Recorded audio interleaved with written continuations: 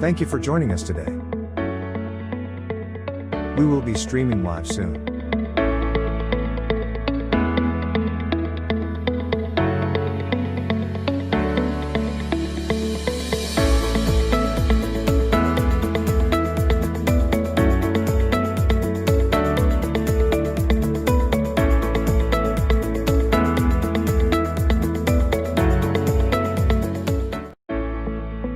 Welcome. Thank you for joining us today. We will be streaming live soon.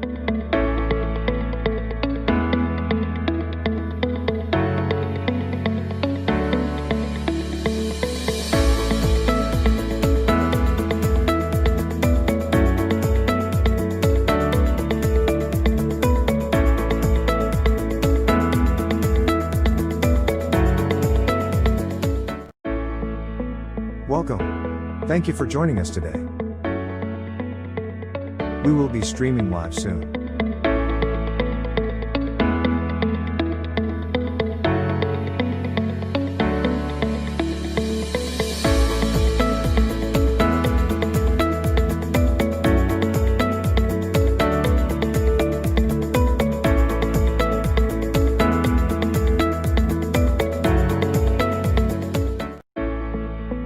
Welcome.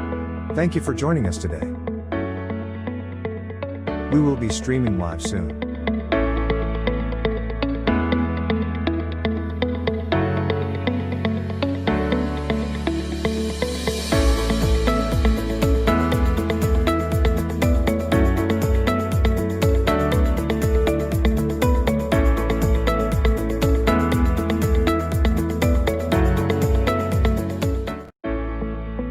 Welcome.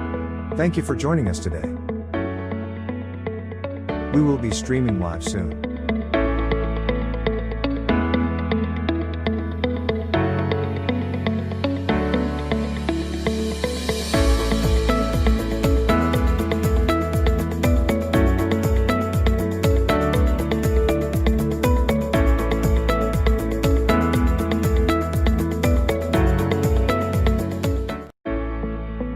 Welcome. Thank you for joining us today. We will be streaming live soon.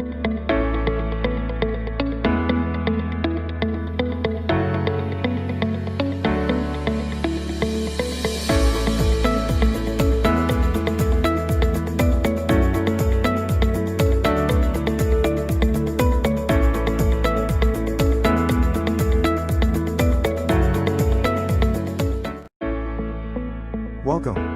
Thank you for joining us today. We will be streaming live soon.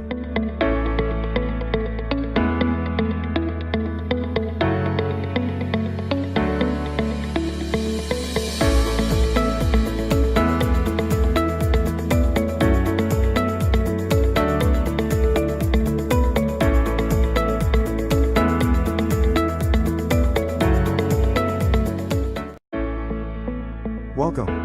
Thank you for joining us today. We will be streaming live soon.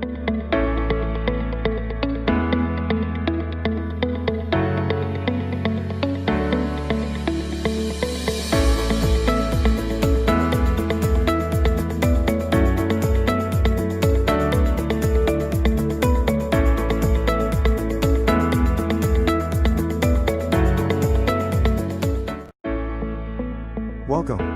Thank you for joining us today. We will be streaming live soon.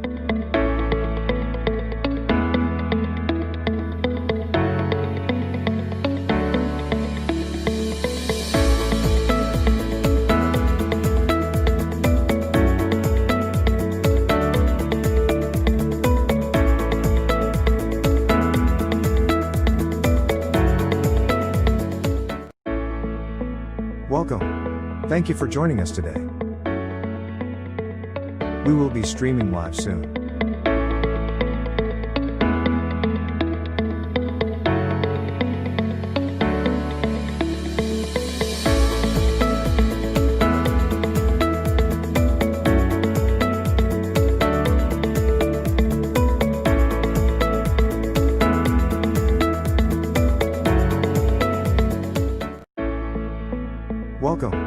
Thank you for joining us today. We will be streaming live soon.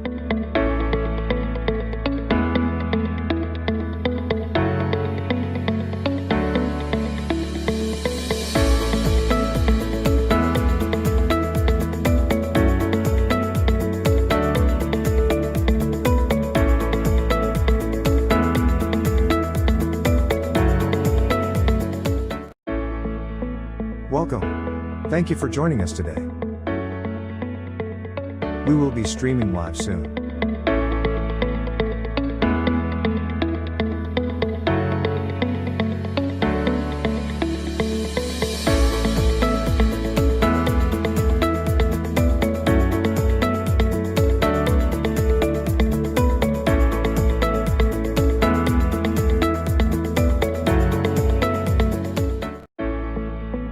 Welcome. Thank you for joining us today. We will be streaming live soon.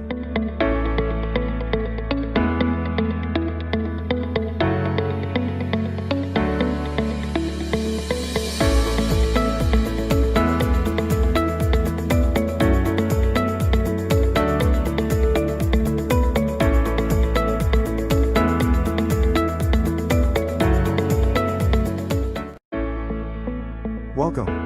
Thank you for joining us today. We will be streaming live soon.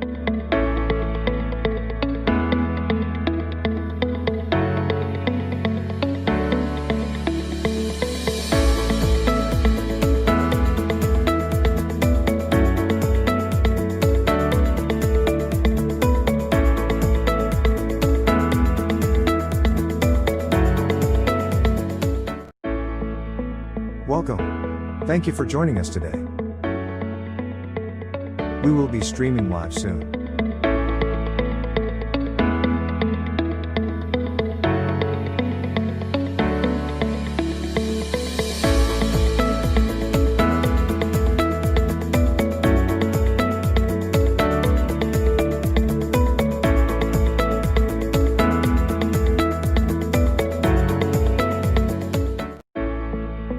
Welcome. Thank you for joining us today. We will be streaming live soon.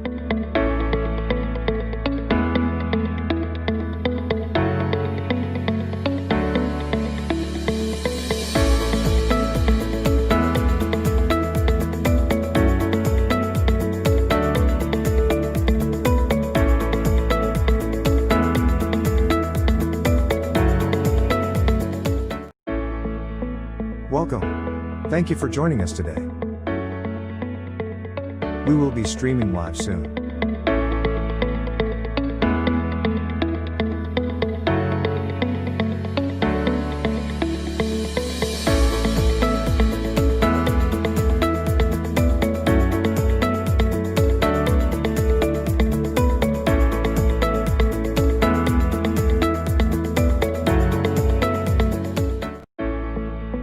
Welcome. Thank you for joining us today. We will be streaming live soon.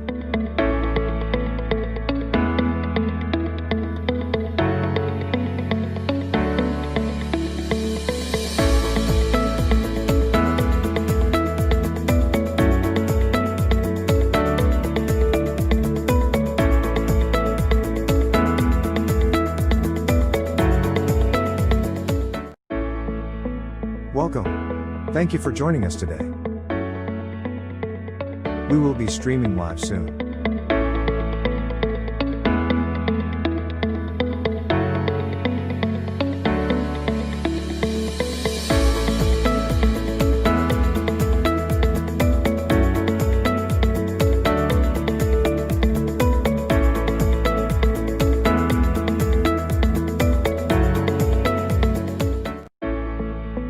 Welcome. Thank you for joining us today. We will be streaming live soon.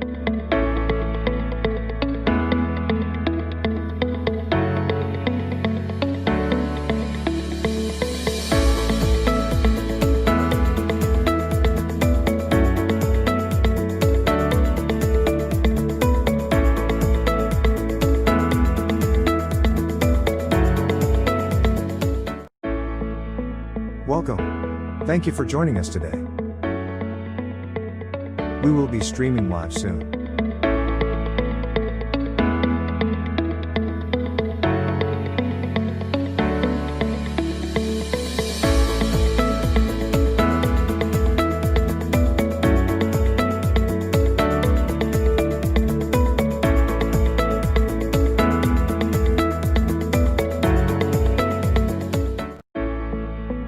Welcome. Thank you for joining us today. We will be streaming live soon.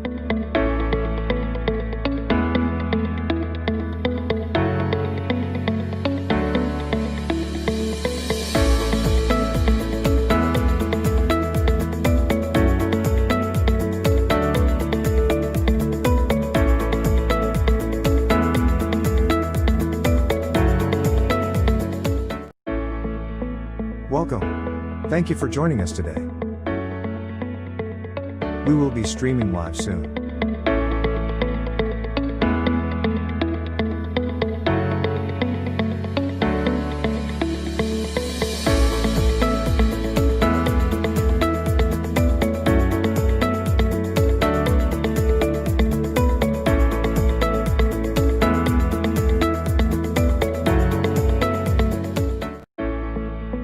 Welcome. Thank you for joining us today. We will be streaming live soon.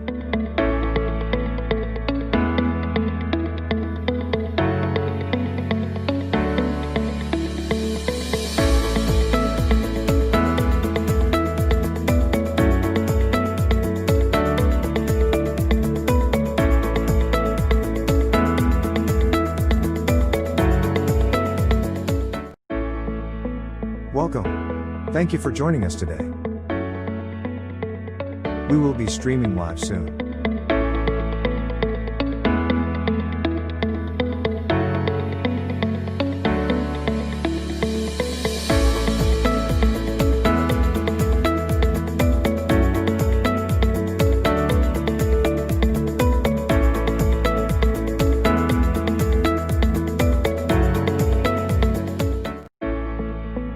Welcome. Thank you for joining us today. We will be streaming live soon.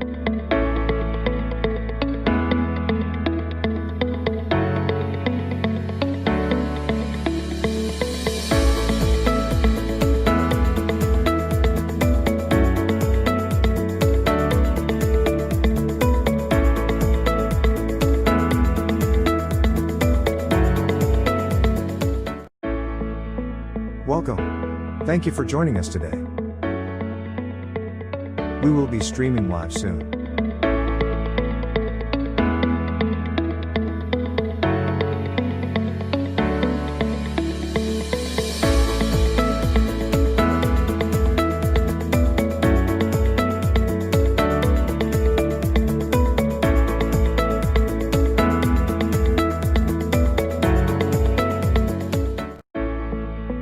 Welcome.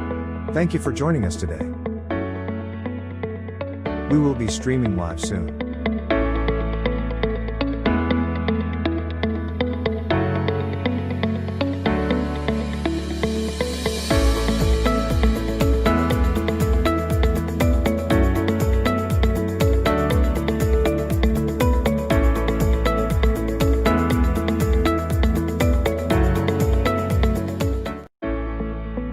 Welcome. Thank you for joining us today. We will be streaming live soon.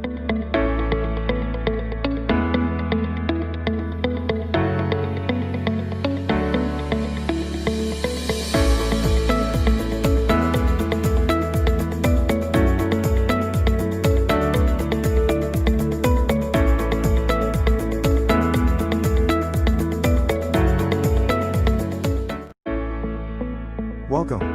Thank you for joining us today. We will be streaming live soon.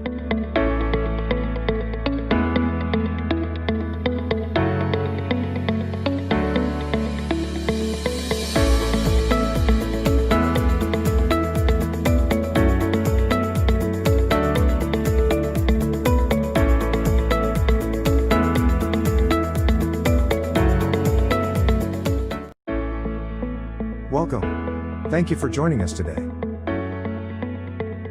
We will be streaming live soon.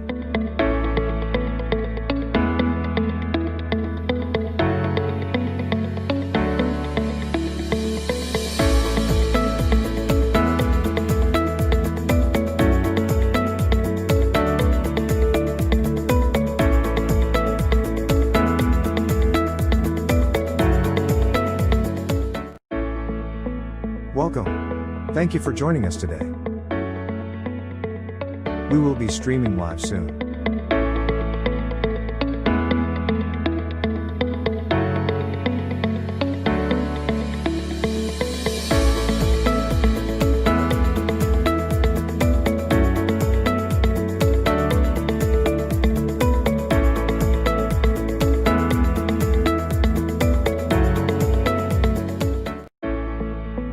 Welcome. Thank you for joining us today. We will be streaming live soon.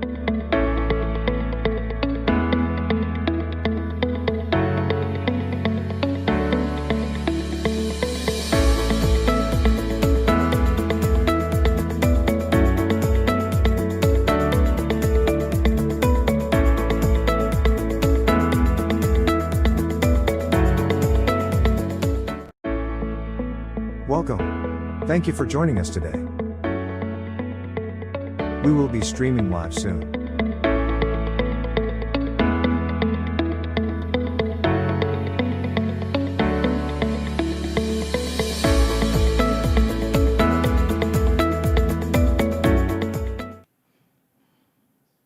Welcome. We are so glad to have you tonight. To all of you that have joined us on Facebook and YouTube, you're in for a treat tonight. Tonight we are coming to you live from Mount Zion, Northside Ministry Alliance, and WMed to give information about the COVID vaccine. Thank you so much for joining us. At this time, you know individuals with questions, you know individuals with concerns. I ask that you get in touch with them right now. Let them know we've got individuals here, well-versed in the field, that are here tonight for the sole purpose of sharing pertinent information about COVID-19, about the vaccine. So we definitely want to welcome you. We ask that during the time we're on, we've got someone monitoring our Facebook and YouTube. We want to hear your comments and your questions, so type them in the chat as we're going through, as you see the individuals being introduced. If you have questions for a specific individual, let's do that. We need your interaction. We want to hear from you.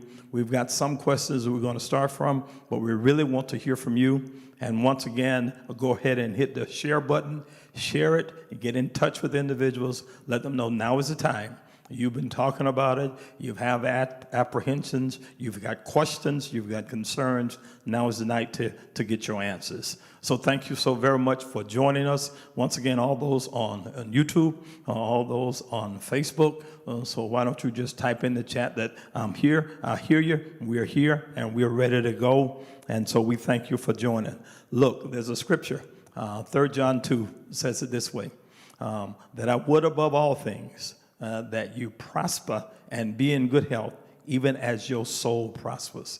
So one thing we know about God is he wants us to be healthy, and he wants us to prosper. And tonight is about our health, and the health of our community, health of our country, the health of our nations. Pray with me. God, we thank you now for this opportunity tonight. We thank you how you have infused individuals with knowledge and understanding and insight that can help us live a healthy life. Thank you for the research. Thank you for the expertise. Thank you for the learning that you've given individuals, that they can actually connect with the body and help answer questions, and so that we can live a quiet and peaceful life. We thank you now for every one of our panelists that have given themselves in service tonight. Lord, continue now to infuse them, give them the knowledge and the insight to share information that will give ease to this community. We honor you this night. It is in the precious name of Jesus we pray and ask all things. Amen. A few more of you have joined in. A couple of you still, you know individuals that need to be on tonight. You know them. and you know what they've said, and you know the questions that they're asking. So go ahead right now, take a moment, and get in touch with them. I'm so thankful tonight to present the individual that actually has spearheaded this. I'm thankful tonight that we are connected with WMed and Dr. Cheryl Dixon. She's the Associate Dean of Health, Equity, and Community Affairs. And I'm excited to know her and to know her passion for this community that we live in a healthy life. So at this time, I'm going to present Dr. Cheryl Dixon, and she's going to share our purpose, our partnership, and introduce our first level of panelists. Dr. Dixon. Thank you, Pastor Moore. It's a pleasure for me to be here, and this is a event that I hope, like Pastor Moore said, please tell your neighbors, please tell people to sign in. This is an opportunity for you to hear from community people that work with you and have expertise to give you information that can help you in your decision process for deciding on taking the COVID vaccine. So please take that opportunity, join us, and in the chat we'll be monitoring those questions to make sure your questions, that's the purpose, your questions are being answered. And so the partnership is for that purpose. It really is for us to actually bring to the community what kinds of information that we know as the field that we do to be able to answer your questions. There's a lot of misinformation, there's a lot of myths, there's a lot of concerns that the community has about the COVID disease, as well as what can prevent it and the COVID vaccine. So I'm so happy to have this partnership with Northside Ministry Alliance and with the community to be able to have a program like this that answers your questions. So please, I will just tell you again, please share in the chat. And I am so happy that the turnout here for the community experts that I'm going to introduce in a few minutes, I'm just floored by their taking their time to actually come and present and answer your questions. So I would like to first introduce in the panelists that we have Jim Rutherford, who is our Kalamazoo County Health Officer with a Master's of Public Health. You probably know his name. You know, there's lots of town halls that they do. So Jim, thank you for being here. Next to Jim Rutherford, we have Dr. Martinson Arnan. And Dr. Martinson Arnan is the Chief Clinical Officer and Vice President for the Bronson Medical Group. Thank you, Dr. Arnan, and he's also a practicing neurologist. We have next Denise Crawford, who is the president and CEO for the Family Health Center, and you all should know Ms. Crawford. She actually has done so much already for getting the testing and everything for COVID. So thank you, Denise, for being here. And we also have Dr. Sylvia Linares. And Dr. Sylvia Linares is a practicing OBGYN at WMed. She is also in charge of teaching the students, medical students, about OBGYN. Dr. Linares speaks Spanish, so I want to encourage those of you in the audience that speak Spanish, that we can answer your questions as well. And last but not least, we have Dr. Aaron Land-Davies, who's a pediatrician, and he is the Chief Quality Officer for Bronson Medical Group. So thank you to the panelists. Thank you for being here, and we will start the program. Once again, thank you so very much for joining. Continue to share, continue to get in touch with individuals that need to be on. We're going to just jump right into it, and I think the first question that I really want to pose to this panel has to do with availability of the drugs. I think that's what's of the vaccine rather. That's what's on everybody's mind. Is it available? What's the availability? Is there enough? So, Jim Rutherford. Thank you.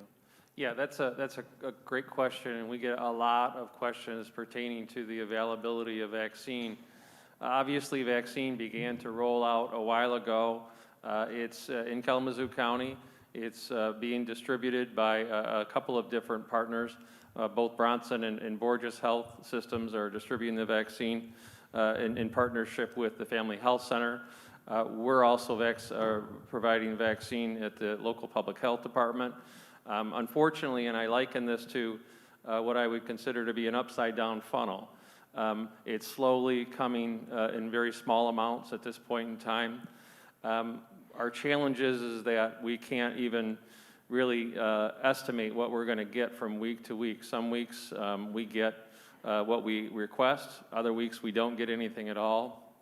We have been getting Pfizer from the beginning, and we got a shipment of Moderna last week, so that kind of throws a little bit of challenge our way. Obviously, this is a double dose vaccine, so for us to plan these clinics, it takes a lot of work. We have been working for several months now, developing our different models for how we want to distribute the vaccine within the community. And we work very closely with our partners at WMed, within both the health systems and with the Family Health Center in terms of the plans moving forward. We've been able to vaccinate just about everybody in 1A, and that's the prioritization category that involves first responders. It involves healthcare workers within our hospitals, EMT, emergency, people that respond to emergencies. So we've gotten through that list. We are in the process now. We've started doing 1B, which is a much larger group. Individuals over the age of 65 comprise probably close to 45,000 residents in Kalamazoo County, so that's a really large group. In addition to that, we're trying to work within our schools. We estimate that we've got about 6,000 employees within our K through 12 system that are interested in receiving the vaccine, as well as those essential workers. So 1B is a really large group of individuals, and we're talking, well over 65 to 70,000 individuals that we have to get to.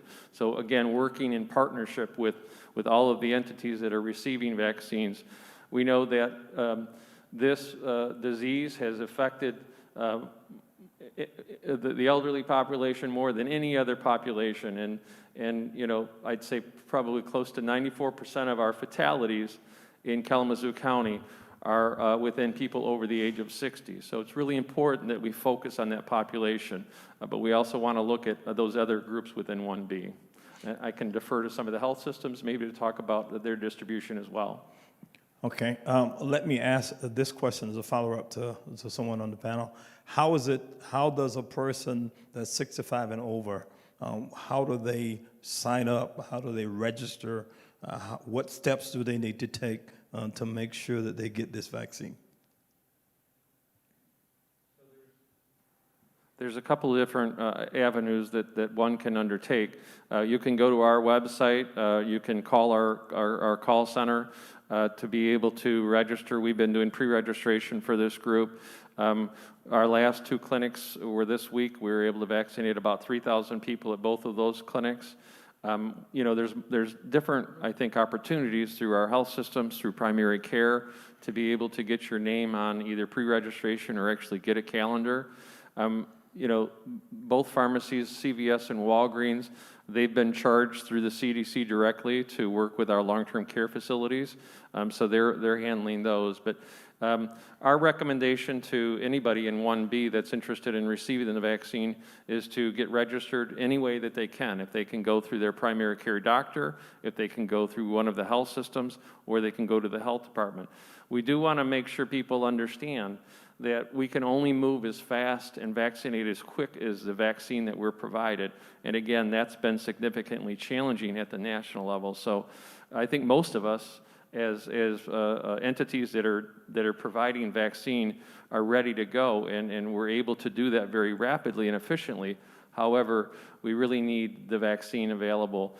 So it's going to take some time. In the first couple of days that we opened up that registration, we were inundated with over 20,000 requests. So there's a lot. I'm pleased to say that there's a lot of interest in receiving the vaccine. We're just challenged with the availability. Okay, let me just push that a little bit more, because I'm interested in individuals that are, because you're talking about close to 60,000 individuals, and others can help answer that. Individuals are trying, because I really want to make it as clear as possible and as simple as possible how a person can actually sign up, because I know a lot of the stuff you've said, but in the simplest term of somebody that that doesn't have a lot of expertise in going through systems, because we're talking about 65 and over, you're talking about African Americans, that's a population that's adversely affected. I don't really want them to have a whole lot of challenges trying to do that and becoming discouraged trying to get this vaccine. So is there like a simpler way, 1-2-step process that a person can do that they don't get discouraged in doing that? Can someone speak to that? So in the, as a member of our community, in order to sign up within the Bronson system, we have on our Bronson website, bronsonhealth.com, you will be able to see when vaccine is available for scheduling. As Jim mentioned, the vaccine supply has been unpredictable, and so we are only able to open as many slots as we have vaccine. And so at the top of that, bronsonhealth.com, you'll be able to see if there are vaccines available for scheduling in our community. And from there, when there is vaccine available, it's a simple step to click on a link to sign up, either for people who already have an existing Bronson account, or easy to sign up for that account if you want to be vaccinated through the Bronson system. Denise, did you? Absolutely. So to your point, and as you know, my colleague Jim has indicated, we know that this has disproportionately affected individuals with Black and brown skin too. So with the partnership of Bronson, Family Health Center is really trying to make this as basic as we possibly can, and to go back to the good old-fashioned phone system. And so with this, tomorrow we are trialing an event particularly geared here at the north side. We are using the Stone Church parking lot, which happens to be one of the largest parking lots here on the north side. And you simply call Family Health Center, the general number, and register. So it's just a very simple process. You would call the general number. We can provide you with that, the 269-488-0804. The majority of the slots, in true transparency, are filled up. We do have a few slots remaining. It is for individuals 65 and older to target that specific population, and then we will register you. We will take care of the heavy lifting.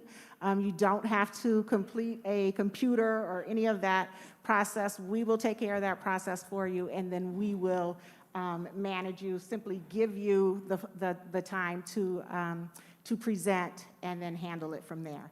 So again, I think it speaks to the commitment of the community, and particularly Bronson, in ensuring in this environment how we make sure that we make it a very simple process. Again, this is more of a pilot, and to see that we reach that vulnerable population, and to make sure that we're able to meet those needs. So very excited about it, and making this happen. I would like to add something else.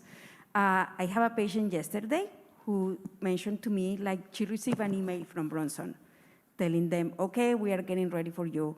Could you please sign up? And so those are really good news that they are receiving that information. And she's 72. That was great. And let me echo what Denise has said, because the process works, Denise. I'm scheduled tomorrow at 1:20, so I actually called that number, the 269-488-0804. I called that number, and within 5 minutes I was signed up, and I'm scheduled tomorrow at 1:20 to get my vaccine. So, and that was simple.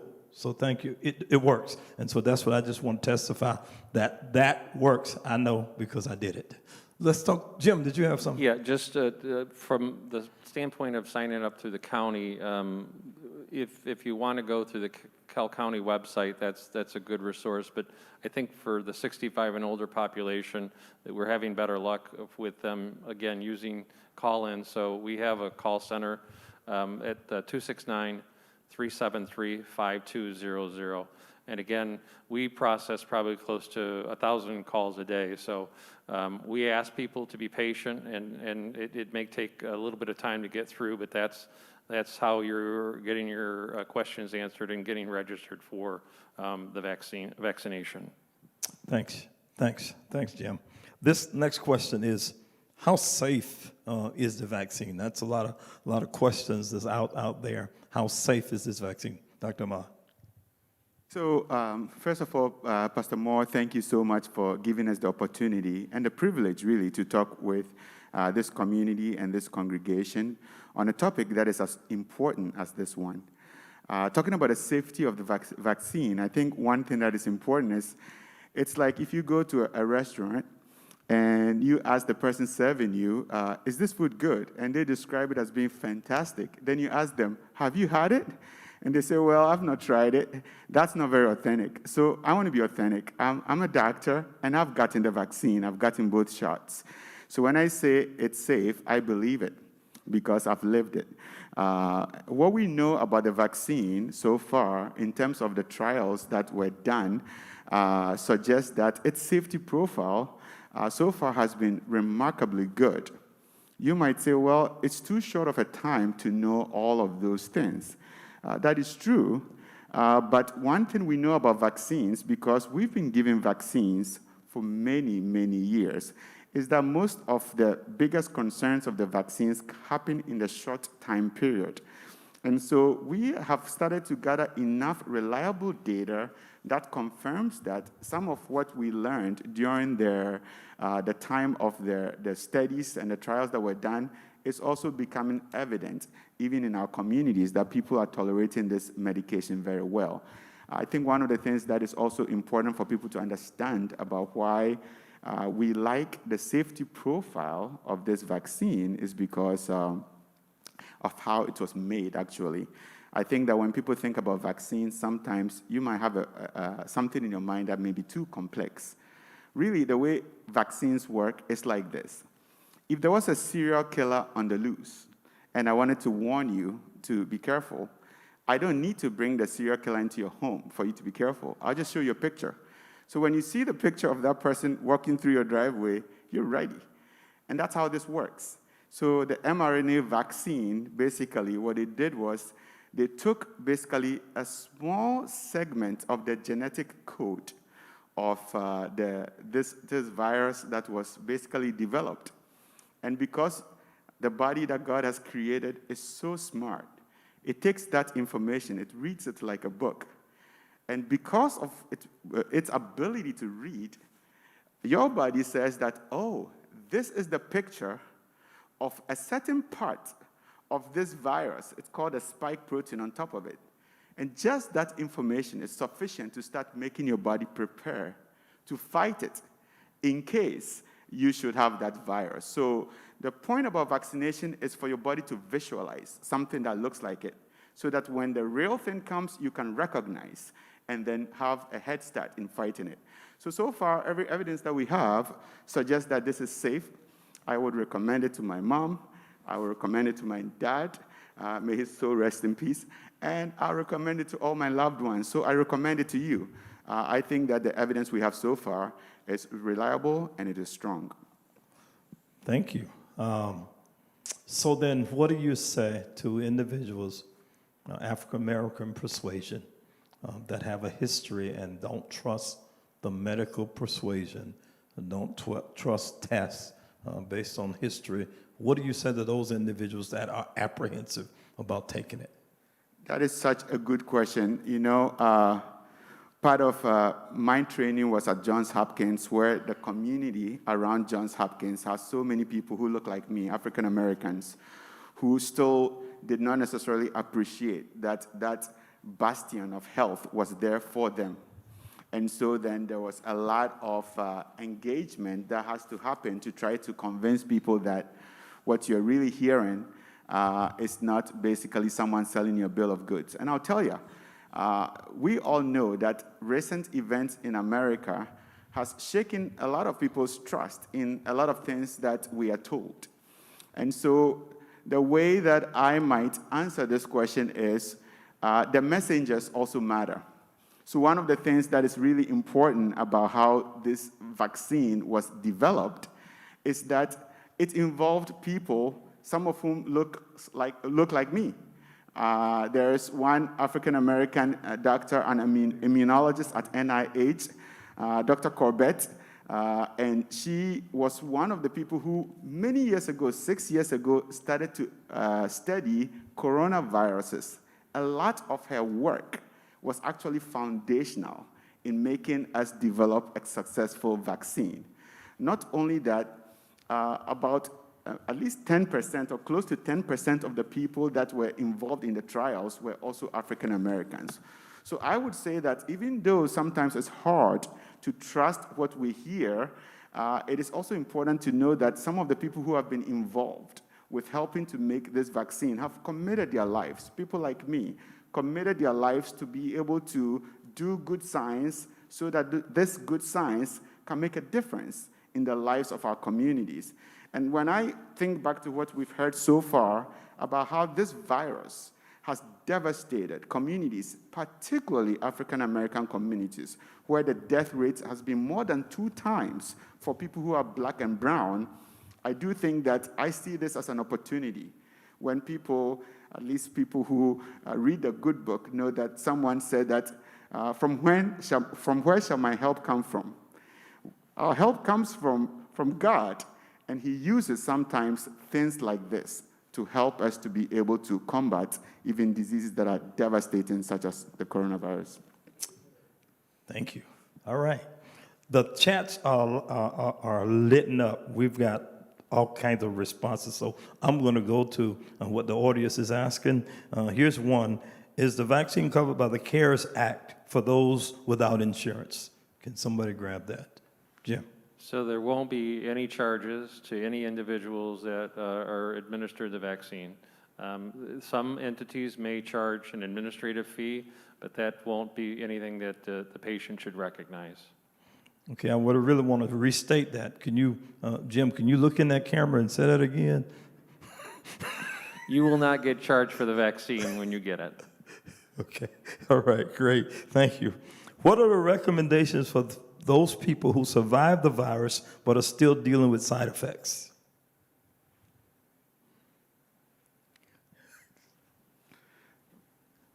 So the recommendation is that people who have had coronavirus and have recovered, and that's typically 10 to 14 days, and have recovered from the coronavirus, they should get the vaccine. The best data that we have is that the immunity from the vaccine makes your body stronger and decreases the risk of you getting that infection again. Okay, another one that says, how about those individuals that have asthma? Is it safe for them to take the vaccine? So typically what we worry about, asthma is commonly triggered and made worse by viral infections, and we know that protecting ourselves from the viruses that are circulating in our community, including from the coronavirus, the protection that we receive from that it helps to protect people with asthma and other underlying health conditions that we know are at higher risk. And so the advantage of the virus or of the vaccine is potentially even more for those people who have health conditions that put them at risk of having serious disease. Awesome. How long does a vaccine work? How long does it work?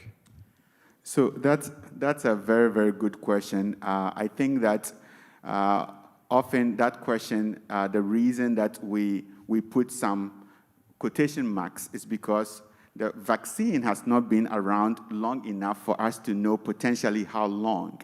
But a lot of evidence, even some from the early trials, suggested that people had immunity that was going beyond 4 months. In fact, many experts in the field think that we use the word the durability, and that is how long the protection this vaccine gives. People are believing that it would be perhaps upwards of a year or more. And so in terms of how long people can be protected if they do get the vaccine, there's a lot of confidence in the scientific community that you could have protection that could last up to a year. And that is a great thing because it allows this long, dark winter of this virus to hopefully pass us by as soon as possible. Someone is asking how, if you get the first dose and don't get the second dose, or if the second dose is not available, how effective is that first dose? So we recommend that everyone get 2 doses. The best immunity and the longest lasting immunity comes from 2 doses, spaced 3 weeks apart for the Pfizer or 4 weeks apart for the Moderna vaccine.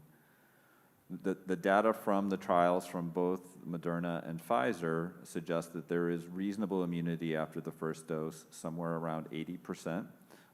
After 2 doses, that goes up to 95%, but we don't know how long the immunity lasts with the first dose alone. So we strongly encourage people to get both doses. Okay, can you talk about the spread, okay, the time frame between doses? So for the Pfizer dose, the recommended time between the first and second dose is 21 days, 3 weeks. It can be given up to 4 days before that 21 days, or as soon as possible after that 21 days. And the same thing applies for the Moderna vaccine. Only for the Moderna, the spacing between the first and second dose is 4 weeks, 28 days, again, up to 4 days before and as soon as possible after 28 days if you need to delay it. But even if it's delayed because of individual reasons or because of vaccine availability, as soon as possible after that interval of either 21 or 28 days, you should get the second dose.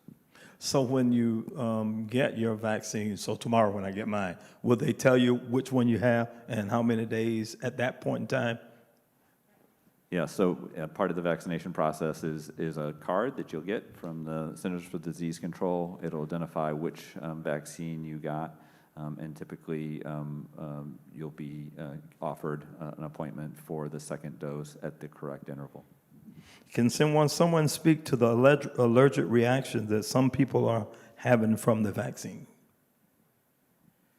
So I think that a lot has been said about the allergic reactions, although they are actually quite uncommon. But I want to talk about the allergic reaction that is, I think, most important. This is the reaction called anaphylaxis. Again, this is a very, very rare reaction where basically because your body's reaction to the vaccine, people are having breathing problems. The only groups of people that there is a caution are people who have had a specific kind of allergic reaction in the past. Having that kind of severe reaction previously to some injectable medication or to a vaccine in the past. And so if you have, if you go to, I guess, a Chinese restaurant and you have some food that you're like, oh, I think I'm allergic to something like this. That's not what we're talking about. We're talking very, very severe allergic reactions to injectable medications or vaccines. Those are the people where there's extra caution.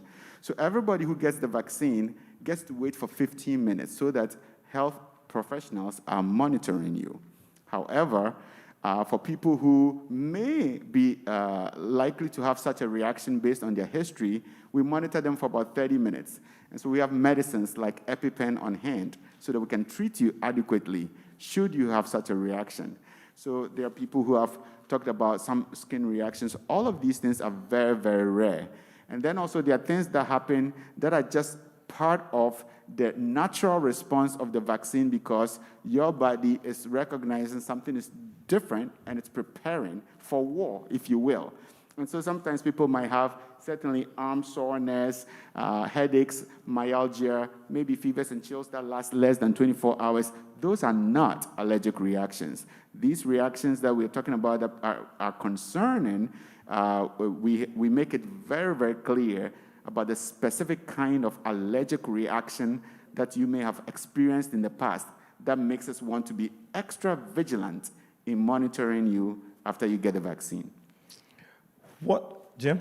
Just to follow up, we always recommend for that population that has a history of sensitivity and has allergic reactions to just seek out with their physician whether or not they're a candidate and whether or not they should consider receiving the vaccine. Okay. Can someone, in layman's terms, this person is saying, what's the difference between the two vaccines? In layman's terms, they got that in big writing. Yeah. So both vaccines use the same technology to help your immune system. They are both vaccines that that help your body make a tiny portion of the virus so that it can recognize, so that your body's immune system can recognize and help to build defense against that. Both the Pfizer and Moderna use that same technology and have very, very similar efficacy, meaning the ability for those vaccines to protect us from the virus, both around 95%, so 95 people out of 100 that received this vaccine were shown to be immune or not to be able to catch the virus. And even those, the 5% that did catch the virus after vaccination typically had very mild symptoms, were at very, very low risk or no risk of serious infection or death. This question is for the OBGYN doctor on stage. You speak to the vaccine regarding pregnant women. So we don't have any studies on pregnant women. When they were doing the trials, they didn't include pregnant women, and it's because we want to make sure that the vaccine is safe on all the population. But then what we know for sure is, and I have seen it, is pregnant women, when they get COVID, they get really sick. And that is the reason we are recommending for pregnant women to use the vaccine. Later on, probably we will have more data, but we don't have the information right now. What we know is that they get really sick, and if they get the vaccine, they are not going to be sick. All right. Denise, can you speak to the African American community as to why we should take it and speak to the apprehension that's... Absolutely. So as many of my colleagues and doctor friends have, suggested, we know that our population was significantly affected by COVID. Many of the rates based, even here in Michigan, we died at rates of double any other population across the nation. And we have seen the way that this virus truly impacts our population. We also very, very comfortably believe, as Dr. Arnan has indicated, I myself have taken the vaccine. Many of our providers have taken the vaccine, and fortunately, because we work in the healthcare environment, we have had access to the vaccine. And so we believe, based on the science, based on our knowledge, our communication, that it is very safe. And unfortunately, we have witnessed and experienced it killing our people. And we know that it has to stop, and we believe that this is the most effective way. And so because of that, I strongly encourage you, I plead with you to please help us stop this virus, help us stop the killing of our population. And that's why I sincerely believe, and I encourage you to take it. Pastor Addismore, my mommy is taking this vaccine tomorrow. She will be taking it at 9 a.m. And all the other individuals that I love will be taking it. We're closing this section. We've got another group of individuals ready to come forward. Keep the questions coming. Thank you so very much. You're such a tremendous audience. Facebook, YouTube, it's live, and so thank you. We still have got about a half hour to go, and get in touch with individuals. You see how engaging this is. See how the questions are being answered. Every question we've asked is being answered. You're getting the information. If it's not clear, give us another question, and we're going to get as many as we can. And those we can't get through, we're going to record those, and we'll get another session at another time. We want to really answer your questions, give you as much information as possible, because we actually have the people here that can do that. So while we have the people that can answer the questions, make sure your question is fielded. Thank you so very much. Stay right there. We're getting ready to transition our panel, and then other individuals will be here to come and answer more questions and give you more information on the COVID-19 vaccine. I'm going to give it now back to Dr. Cheryl Dixon. Yes, thank you, Pastor Moore, and thank you, our initial panelists. That was excellent answering the questions. So I'd like to introduce the next set of panelists. Can I have Dr. Tom Flynn, who actually is the chair of infectious disease for Western Michigan University Medical School. So thank you, Dr. Flynn. Can I also have Dr. Will Nettleton, who's the Chief Medical Officer for Kalamazoo County Health Department. We also have Sid Ellis, who's the President and CEO for the Douglas Community Center. Thank you, Sid, for joining us.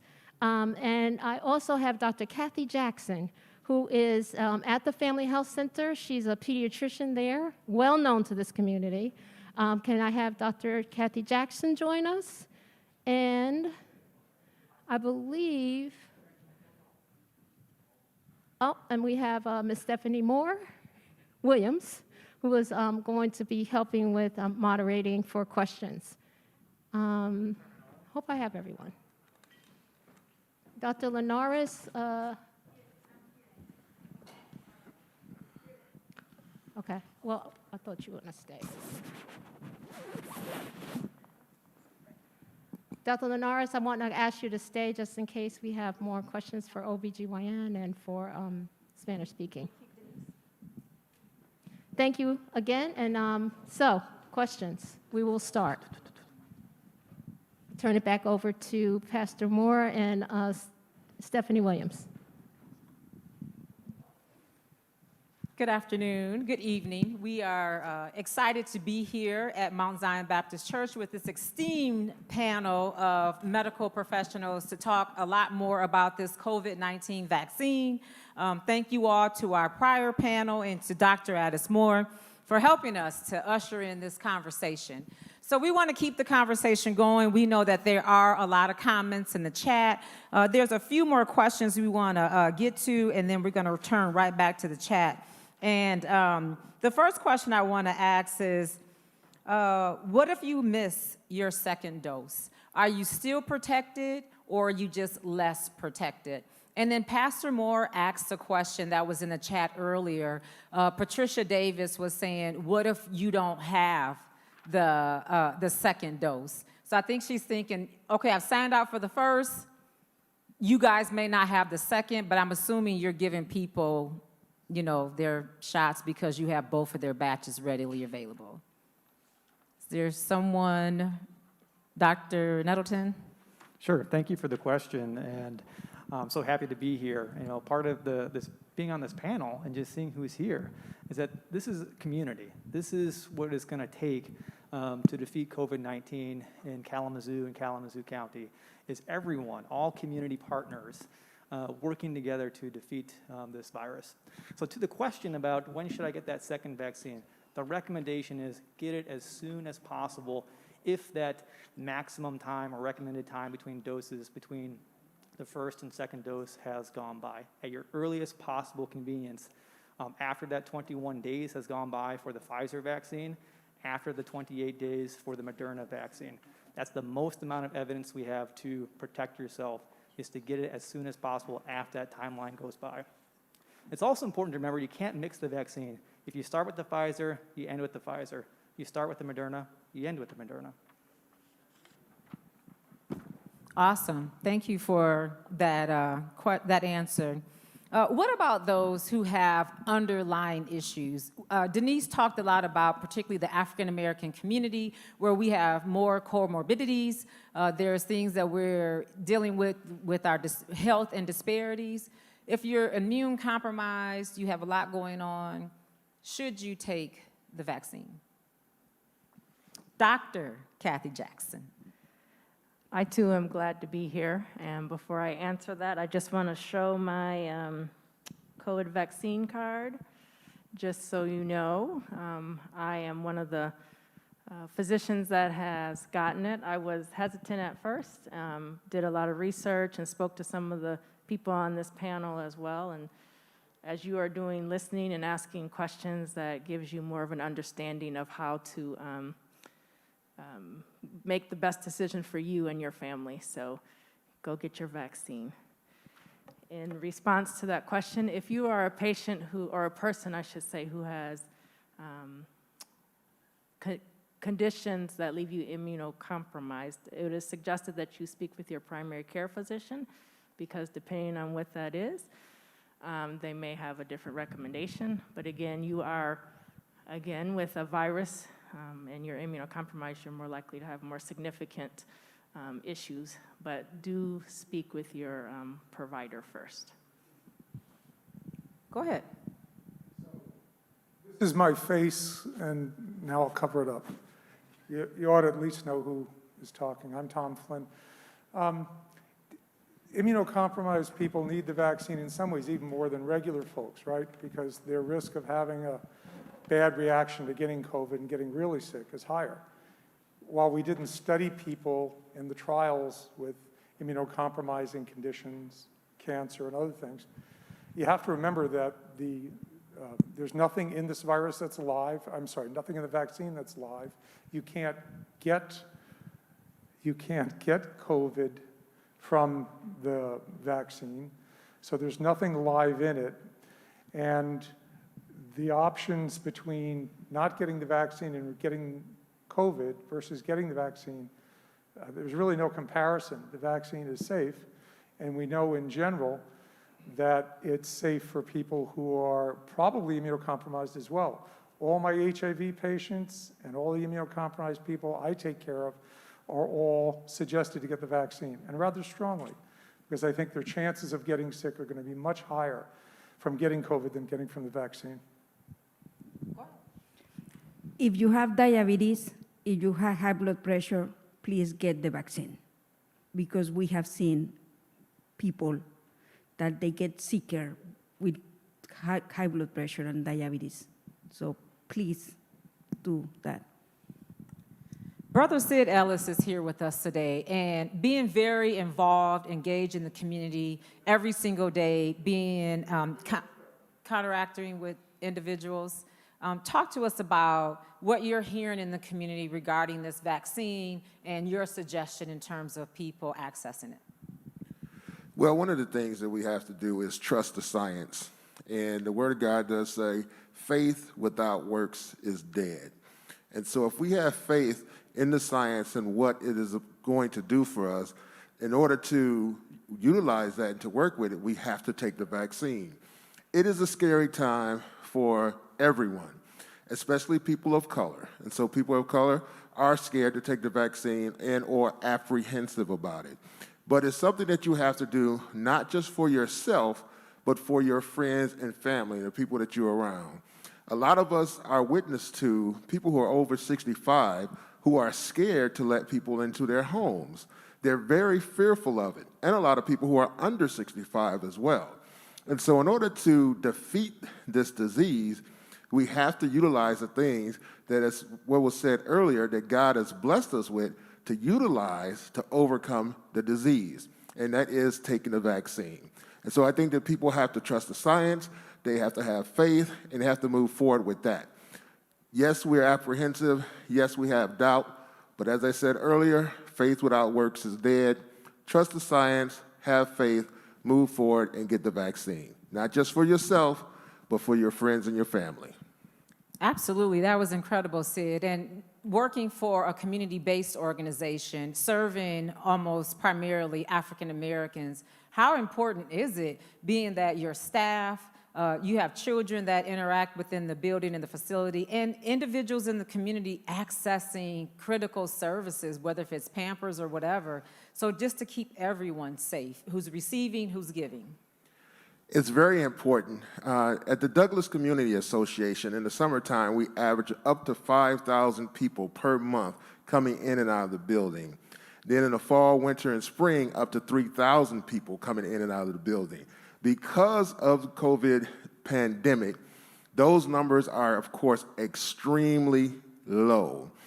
We pass out diapers every other week, and where we used to pass out diapers and they run out up to over 100 families, now it's a lot less. We would feed up to 150 or 175 people per week with warm food, and now those lines are down, not because we don't have the food to serve necessarily, but because the people are not coming to the building. And so because of the shutdown and the things that have happened, we are not allowed to serve the people as we have done for over 100 years now. And so that's one of the things that we need to get back to being able to do, and that is serve the community in a variety of different ways. And so we have to defeat this disease in order to help serve the people. Absolutely. Thank you for that, Sid. Now back to our chat. Doctors, are there any conditions, any type of medical, physical conditions that would restrict a person from getting this COVID-19 vaccine since it is so new? So I can take that question. The one contraindication, which means the one reason a person should not get the vaccine, is if they have a history of a severe allergic reaction to any of the ingredients in the vaccine. You can talk to your primary care doctor or your public health nurse to look at those ingredients, but that is very, very rare. And so it's a very, very rare population that has any history of that reaction. Some precautions include reasons to maybe consider delaying is if you had another vaccine in the last 14 days. That is because it just hasn't been studied when it's been used with other vaccines. You may still get it, but it's just something to consider delaying if you had another vaccine in the last 14 days. Talk to your doctor about that as well. If you've received a medication called an antibody or monoclonal antibodies, some folks are getting that treatment. It's another reason to delay perhaps vaccination for about 90 days, as that other medication of those antibodies to treat the COVID-19 kind of works through your system. After that time, you may be eligible to receive the vaccine. Those are some of the main precautions. And again, there's only that one major reason not to, and that's that severe allergic reaction to anything in the ingredients of the vaccine. Awesome. So once an individual has received the vaccine, you got dose 1, dose number 2, will the vaccine prevent you from contracting the COVID-19 virus? It should. We don't have any evidence that people carry it when they've gotten both vaccines. There's been one case of severe COVID in someone who got both vaccines. So one case in like 18 or 30,000 people. And since the vaccine's 95% effective, it's not 100% effective.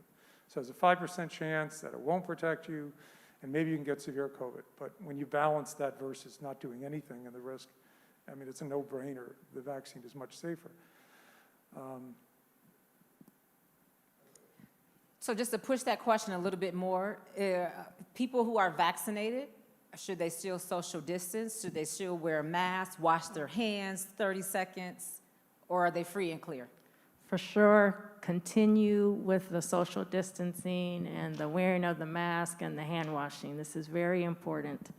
The vaccine will decrease your risk, but you still may end up being an asymptomatic carrier, and you don't know who you're coming in contact with. So continue these practices that we've been doing this past year. Yeah, I often get that question, say, hey doc, you just told me that this is a highly effective vaccine. And in effect, this is an excellent vaccine. I mean, it's hard to imagine this vaccine being any better. This is an excellent vaccine. So it may be counterintuitive saying, well, hey doc, you told me this is really good, but now you're telling me I still have to wear a mask, I still have to physically distance. You know, what's that all about? I think about this as in terms of the Swiss cheese model. We got to use all the tools we have in our toolbox to plug the holes in the Swiss cheese to stop the spread of COVID-19 in our community. And so it's really got to use all of those tools.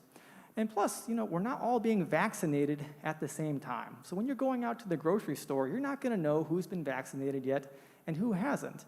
And there is still an epidemic order to wear a mask as well, to protect yourself, but also to protect your neighbors.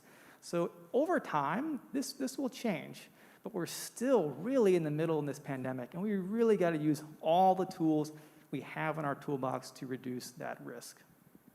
We talk a lot about health disparities in the Black community, but we know that those disparities are real in the Hispanic, Latinx, Asian communities as well.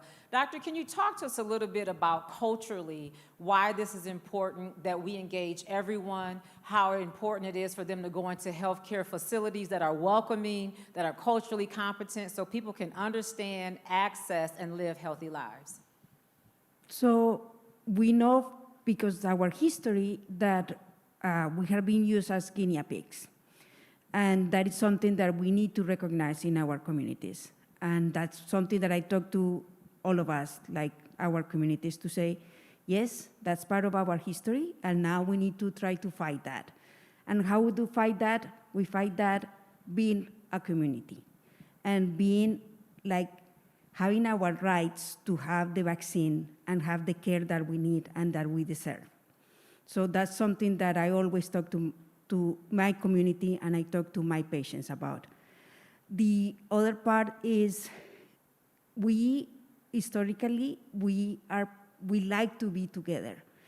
And when we learn to be together and we take care of each other, we are a better community. So those are the conversations that we are having right now. Awesome. So does this vaccine protect individuals against this new strain of COVID?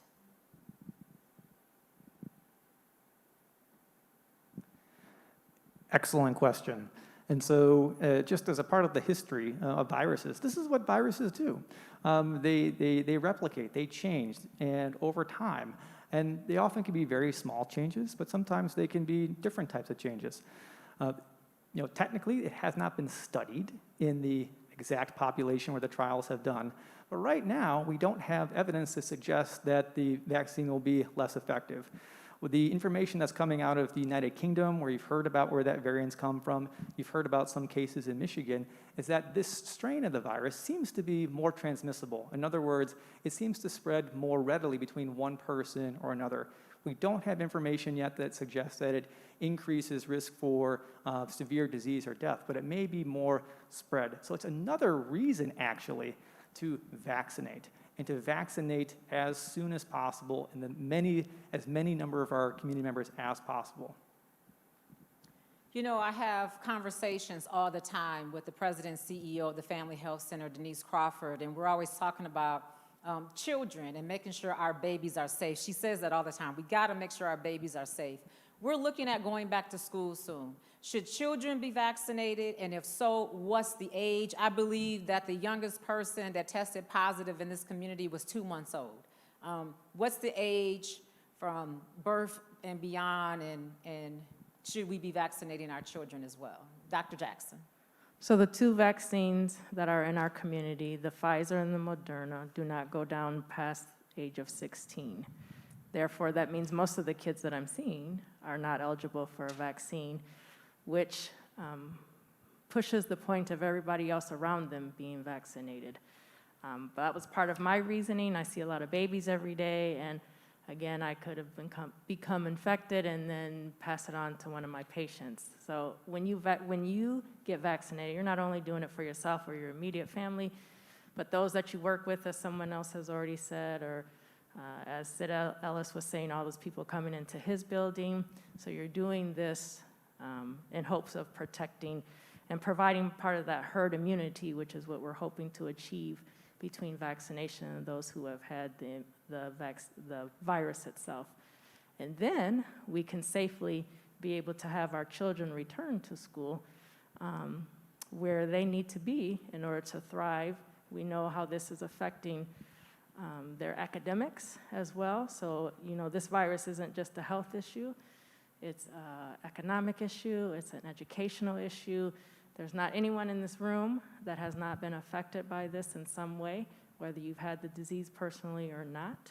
So this is a serious issue in which, as someone just said, we need to use all of our tools, and our tools include the vaccine and the education piece. Did anyone else want to touch on the question about children? Something important is when we get vaccinated, we are protecting our children. And right now, we don't have any information for children, and I don't see that they are going to approve the vaccine for children anytime soon. So if all of us are protected, then we are going to protect our children as well. Awesome. So should we expect to have any symptoms after being administered the COVID-19 vaccine? Any COVID virus symptoms? Sure. Most vaccines will give you tenderness at the site of injection. Everybody I know who's gotten vaccinated has said that the second shot gave them a little more tenderness than the first. Some people have told me that they've had a little bit of chilliness and gone to bed early that night, especially after the second vaccine. I know of somebody who had a rash, but these things can occur with viruses without a vaccine, and they can occur with a shot that's unrelated to this. So every once in a while, you'll see something really unusual. But by and large, it's going to be a low-grade fever, if fever at all, and it's going to be muscle aches and soreness that usually lasts less than 24 hours. Probably worse on the second than the first shot. And when I got my vaccine, I had a sore arm and a headache all the next day. Some of my colleagues had some of those other symptoms that Dr. Flynn mentioned, the chills and kind of feeling run down. That is not COVID. The vaccine cannot give you COVID-19. What it is, it's your body's response. It's your body's way of protecting you from ever getting sick from COVID-19 if you're exposed to the virus. And something, because I knew that that will happen to me with the second vaccine, is I said, oh, I need Tylenol, to have Tylenol next to me. I put some ice because it was very painful. So I use ice, I took some Tylenol, and that makes you feel better. And I will recommend that, to have that next to you when you have the vaccine. So it's no secret that I'm often with a tribe of Black women, and we have very deep and in-depth conversations. I talked to Dr. Cheryl Dixon after she received her vaccine, and even Denise Crawford. And there was some conversation about being very tired and being restless and having some symptoms. So it's not the same for everyone, right? And any time that you feel that you're being overwhelmed, your first action should be to call your doctor, your primary care physician. Is that correct? All right.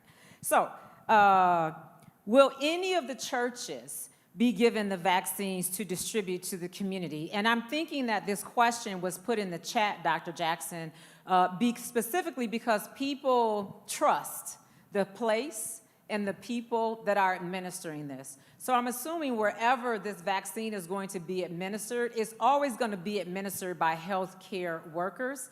But will there be satellite places where people can go in where they feel are safe, neutral spaces to be able to access this vaccine? So I can take that question. So absolutely, in the sense that the vaccination is administered by a healthcare professional. You may have heard in the news that these vaccines require those ultra-cold freezers. That's because the vaccine is very particular. It doesn't last long, and so it has to be stored very closely.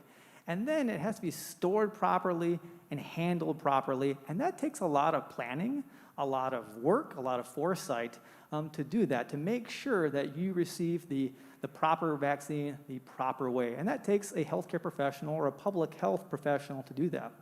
But an important part of reaching everyone in our community is reaching out, going to places where folks are at, rather than just have folks to come to where the vaccine is. So that's a very important part of public health planning that's happening around our country and also in our community.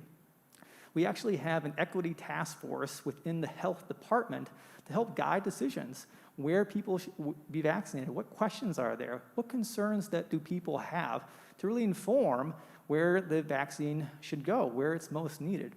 We look at something called the CDC Social Vulnerability Index. That takes a look at who is vulnerable, most vulnerable in our community. We take a look at where the most people are getting sick.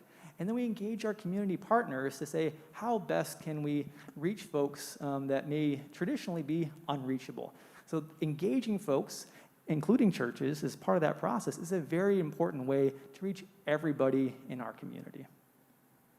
Awesome. Someone spoke earlier about allergic reactions and the ingredients in the vaccine. The question is there a list or a website or something that someone can go and look down and check the ingredients just to see if they may potentially have an allergy to those? There are several websites. There's something called the FDA EUA, and that's just the Food and Drug Administration Emergency Use Authorization. It's a mouthful of words. But in that, your doctor, your healthcare professional can look and show you what the ingredients are and what questions you may have. The Centers for Disease Control and Prevention is also a good site to look at for patient-friendly advice, as well as the Michigan Department of Health and Human Services. Awesome. So we're winding down in our last few minutes. We only have a couple more questions, and I'm going to kind of cram these in. So if you get vaccinated and you contract the virus before you get your second shot, are you still able to get your second shot? And I guess I'm going to add on to that. Could you contract the virus after you get your first shot? You could get the virus after you get your first shot. It usually takes about 2 weeks for antibodies really to get ramped up, so there's a window of time that you could clearly get it. You should get your second shot anyway. We don't know how long the immunity from wild-type infection is. We do know something about the immunity from getting the two-shot series. And so one should still get the vaccine even if you get COVID. Awesome. I've had people come to our vaccination clinic who were exposed to the virus before they came to clinic, and then they got sick from COVID because they were exposed and they were incubating the virus. It was already inside them prior to them getting their first shot, and then they got sick with COVID afterwards.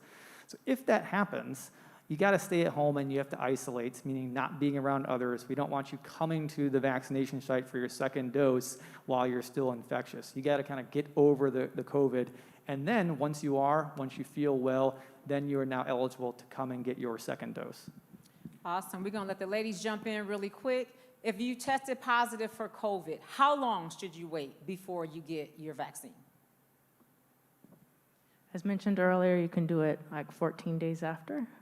Remember, if you are ill, you are to be quarantining anyway for 10 days before you come back out. So yes, still, again, get that second dose even if you've had the virus. The flu shot. Should you be getting the vaccine and the flu shot in close proximity? Will one impact the other? What's the suggestion there? We don't know whether getting two vaccines within 14 days of each other would impact each other. There's some old data from other viruses and other vaccines given too close together that sometimes impact your ability to mount an antibody response. So one should wait after one gets one vaccine at least 2 weeks before getting another, just to give the body a chance to sort it out. There may not be any risk at all, but we just don't know that because it hasn't been studied. Awesome. The one exception that I have to that is I've had some people get their first dose of COVID-19 and then they've been bitten by a dog or they've stepped on a nail and they haven't been up to date on their tetanus. That's an example where getting that vaccine to help prevent you from getting sick from that type of infection, the tetanus, is actually important, and to go ahead and do that. And that should always be in consultation with your physician. Well, we actually received a tremendous amount of feedback from people in Kalamazoo regarding their questions and concerns regarding the virus. I, for one, Dr. Moore, look forward to driving my mother to get her administration of the vaccine first thing tomorrow morning. And I hope that everyone gets their questions answered, their concerns addressed, and make a conscious decision about protecting themselves, their family, and our community as a whole as it comes to this COVID-19 virus. I as well want to thank Dr. Addis Moore, to Dr. Cheryl Adele Dixon, at the Western School of Med, and most importantly, every one of you that tuned in to this important conversation. Again, as Pastor Moore asked, I'm going to ask you to like, share, to do a live, to really get this information out to your friends and family and community members, because we all need to have this information to be empowered, to live healthy, and to stay well. Pastor Moore is going to come back. We're going to Dr. Dixon, and thank you. So I want to thank the panelists. Thank you so much for your time and their answers to questions. And I want to thank, along with Stephanie Williams, I want to thank you all for tuning in. Please, this has been recorded on YouTube, so if you haven't been able to join live, please tell your friends to, join, look at it on YouTube to get some of those questions answered. Because what we really want is for our community to be protected. And in order to get that protection, one of the ways to do it best is to get the vaccine. So I think that hopefully you've gotten a lot of your questions answered about the vaccine. If you haven't, we have more opportunities for you to connect, to be able to get questions answered, so you can make an informed decision about when and where to get the vaccine. Hopefully, over the next few months, there'll be more sites. That was an excellent question about whether or not they'll be at the church or other places that'll be more accessible.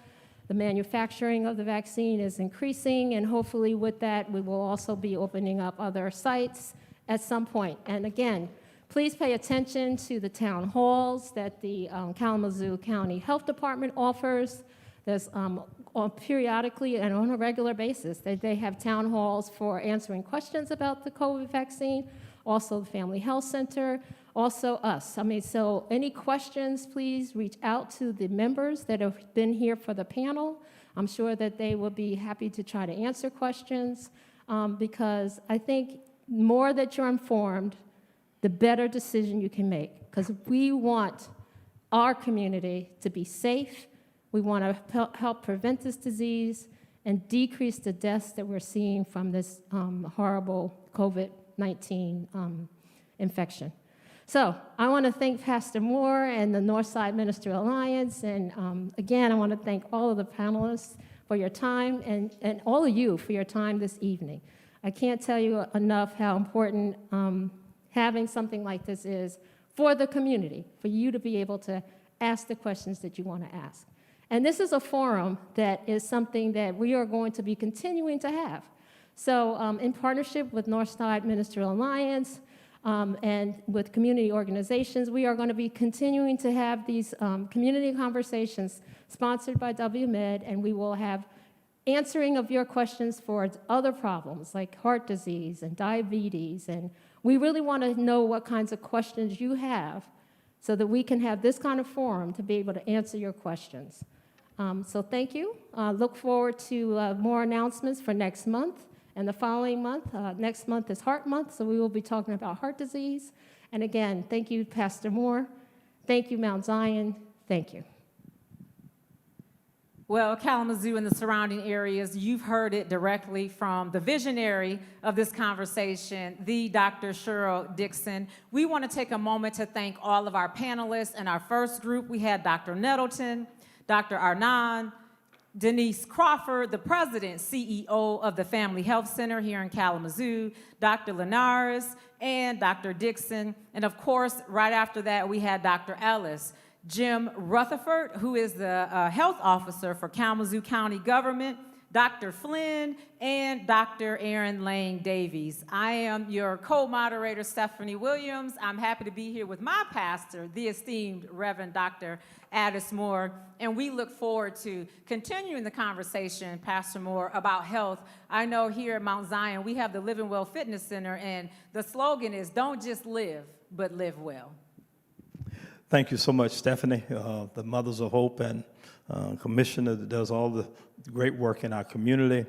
This is a phenomenal night to have these individuals with this type of expertise come to speak to us. So I definitely want to echo Stephanie in thanking all of our panelists for coming and answering questions. Every question we asked you, you answered them. And so we thank God for Dr. Dixon that had the vision of putting this together. And what we want to commit to all of you that are viewing on Facebook and YouTube, that your questions are still important.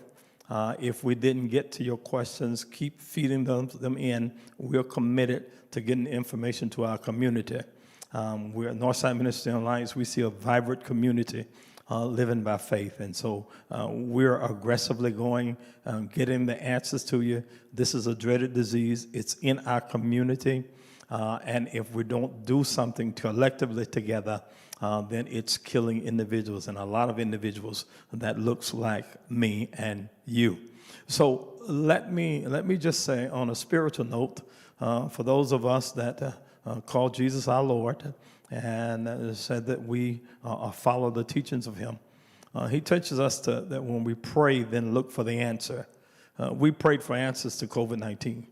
And when we have to be careful as believers that once we pray for an answer, don't reject the answer when it comes. because we don't like the way in which it comes. And so I just want to admonish all those that said that you are people of faith, to have faith in God, but trust the resources that he gives through man, because what he does is he answers questions and he solves problems through man. And so we're thankful tonight that we have answers, we have solutions. So roll up your sleeve, or either wear a short sleeve shirt or no sleeves, and go ahead and get that vaccine when it's available to you. And so we can stop this dreaded disease. Many of you want to get back in the church, want to get back to life as some sense of normal. The way we do that is collectively. God has forced us to work together on this cause, that our communities will be better. Look, thank you so very much. Let me pray. Lord, thank you now for how you move in our community. Thank you how you bring people together and resources together collectively for the betterment of mankind. Thank you for medicine. Thank you for science. Thank you for those that have studied and have given themselves to you. Thank you for those that have given themselves to service, to educate our community, and even now to vaccinate our community against this disease. Protect them and give them strength and knowledge to continue to do this. Thank you for every person, Lord, that's viewing tonight. We thank you for their health and their knowledge and their insight as we move forward together. We love you and honor you now. It is in the precious name of Jesus we do pray and ask all things. Amen. Thank you so much for joining us, and we'll see you next time. Thank you for joining us, and we hope to worship with you again soon.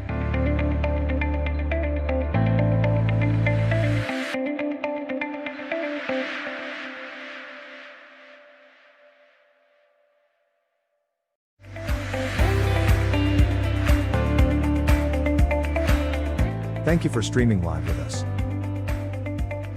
Visit our website mountzionkalamazoo.org or follow us on social media. Again, thank you for joining us, and we hope to worship with you again soon.